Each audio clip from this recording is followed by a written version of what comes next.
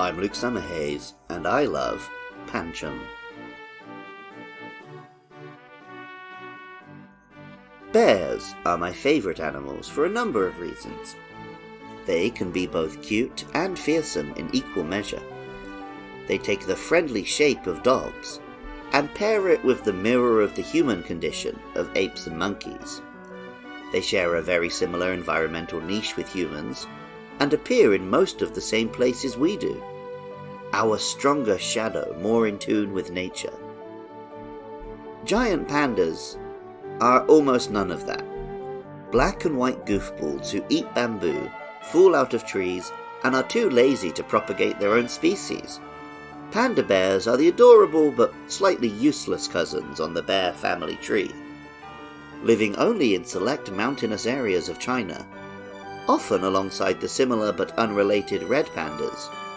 Until fairly recently, it was debated whether they were even bears.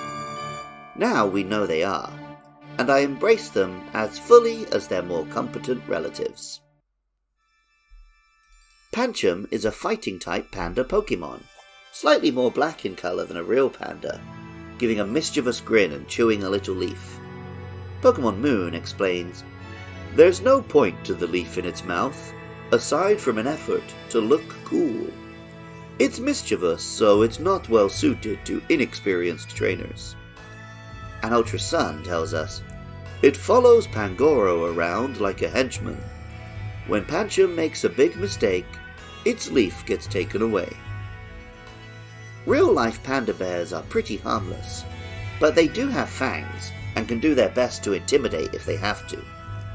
Pokemon Y says of Pancham, "It does its level best to glare and pull a scary face, but it can't help grinning if anyone pats its head."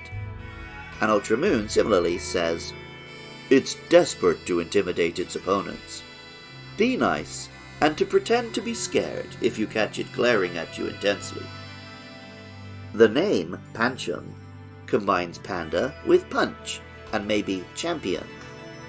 A punching panda may bring to mind a certain Jack Black animated film, but I think pandas and kung fu being two big Chinese exports makes linking them a fairly natural move for both DreamWorks and the Pokemon Company to make, without one ripping off the other. The Japanese name is Yancham, almost the same but incorporating Yancha, meaning naughty. Pokemon Sun explains, "It grows up imitating the behavior of Pangoro, which it looks up to as a leader." Pandas are an at-risk species, so a large number of them are kept in captivity today, or in protected environments, exposed constantly to human handlers. They are very prone to picking up mannerisms and habits from their carers, and Pancham is just as impressionable. If, when it hits level 32, there is a Dark-type Pokemon in the party, Pancham will evolve into Pangoro. Pangoro is a big, bulky panda with a scowling expression, and fur which forms a kind of long black coat.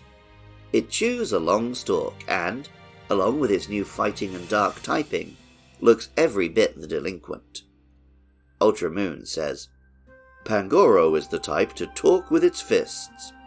It doesn't say much as it pummels opponents with enough force to send a dump truck flying."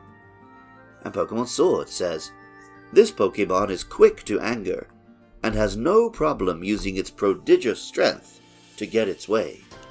It lives for duels against Obstagoon." A panda that does kung fu, as I mentioned earlier, is obviously a Pokemon inspired by China. This does raise an awkward question, as a Japanese game developer making their Chinese character a criminal is leaning into problematic stereotypes. I don't think Pangoro is fully villainous though, more of a Kazuma Kiryu figure with a heart of gold. Pokemon X tells us, "Although it possesses a violent temperament, it won't put up with bullying. It uses the leaf in its mouth to sense the movements of its enemies."